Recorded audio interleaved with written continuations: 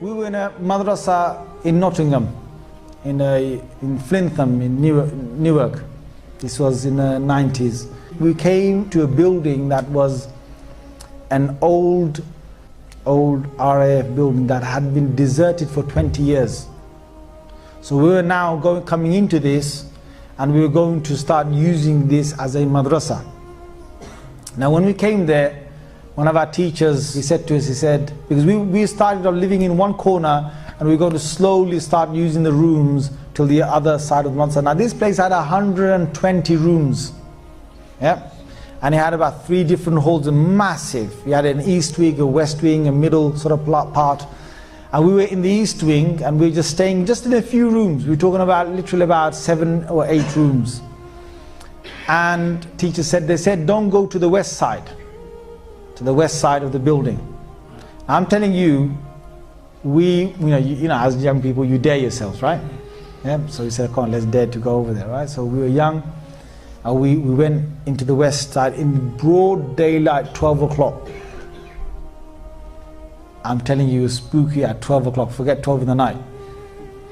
We're walking, and we were holding our arms, and we were walking together, about a good 7 or 8 of us. As we're walking, we can hear doors banging, bang, bang, creaking, things opening. You know, we just run. We were saying, you know, our kalimas loudly, shahadas loudly, what about that loudly, Allahu la ilaha illa huwa al-hayyul qayyum. We're basically running, yeah? Now, you can imagine this place was really spooked up.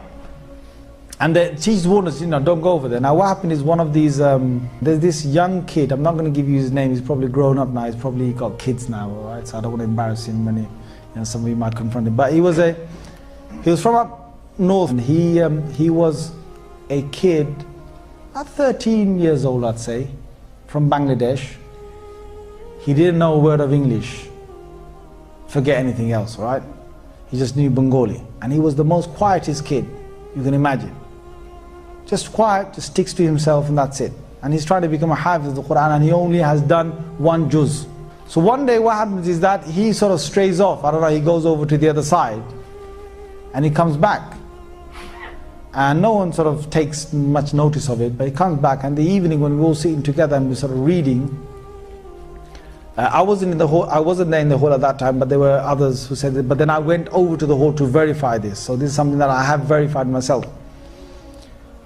What happened is that he came with his Quran up to his teacher. You can imagine a kid who's lallu pattu, who doesn't know a single thing, yeah? He comes with the Quran to his teacher, puts it right in front of him, and he says to him, he says, test me. And he doesn't say in English, he says it in Arabic. Now his kid suddenly knows Arabic, right? So he says, test me. And his teacher looks at him and he thinks, is he having a laugh? You know, those days, you know, the beats were a common thing, right? I think, shall I just make spaghetti out of him, you know, like, yeah? So this kid just seems to know, says, test me, any way you want, yeah? So the teacher says, okay, the Quran's closed. He said, okay, read from the 15th juz. So, Subhanalladhi asra bi abdi laylan min al-masjid al-haram ila al-masjid al-aqsa alladhi barakna hawla. And the teacher looks at him and thinks, what is happening to this kid? So the teacher then tests him from another place, and this kid now knows the Quran, and the kid challenges the teacher in speaking Arabic. And this kid has got really good Arabic all of a sudden, right? And then, you know, when we heard this, we came over, and I specifically went, you know, met him, and I started talking, and he started talking Arabic. Weird.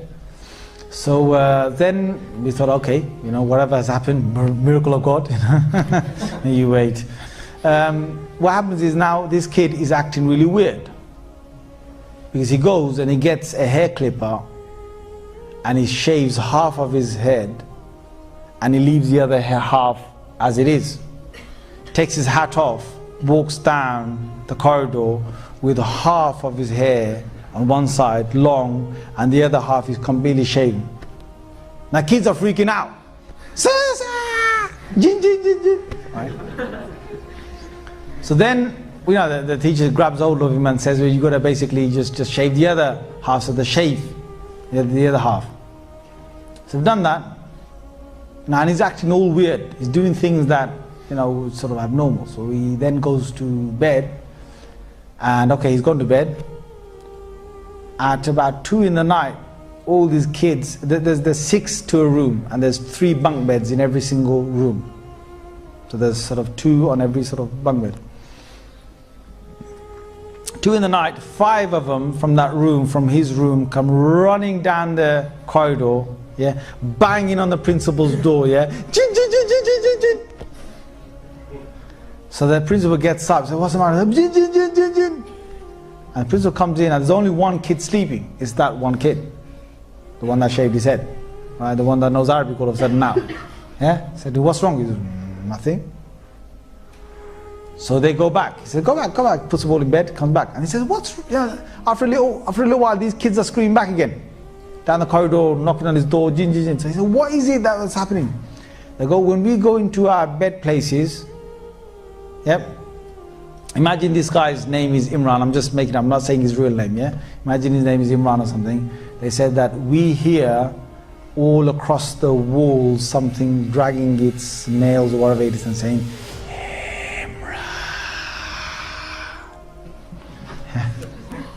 so basically they just obviously leapt out of their beds, yeah, came straight to the principal. Now this went on all night, yeah, him taking them to their beds, then basically coming back. So then the morning came, and the main sort of teacher, Mullah Fadl Rahim Sahib, he called him over, and I was there serving breakfast. Now what's common is in exorcism is that you would recite something, and when you recite it, you're able to, when you recite something, some part of the Quran, then the jinn gets affected because they can't stand the Quran, and then they will like leave, or they will beg to leave. In this case, this jinn was a believing jinn, and this jinn was a hafiz of the Quran, and this jinn knew Arabic. So when the teacher was reciting something on, and trying to recite something to blow on it, the jinn inside this human being was reciting the adverse ayah to break the effect of that.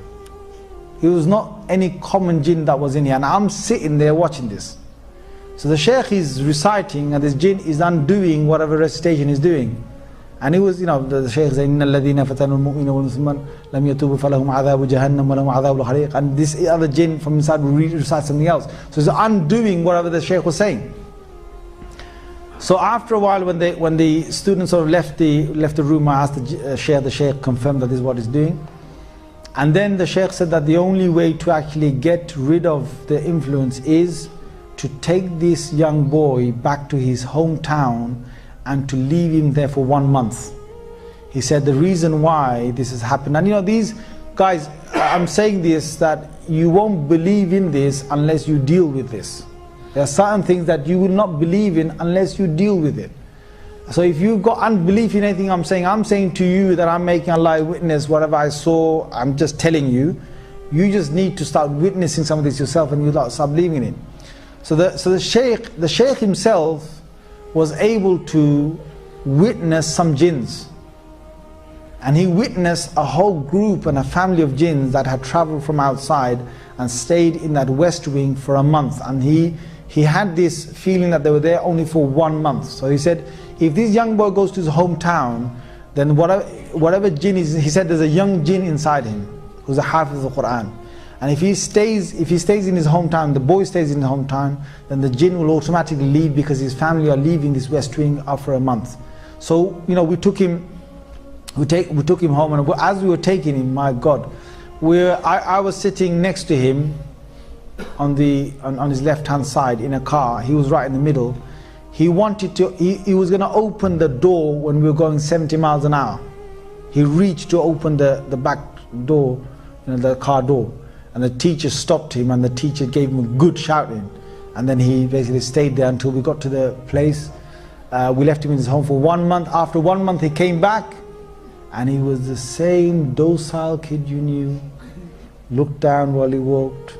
Never knew a word of English or Arabic, and only knew 1 juz of the Quran.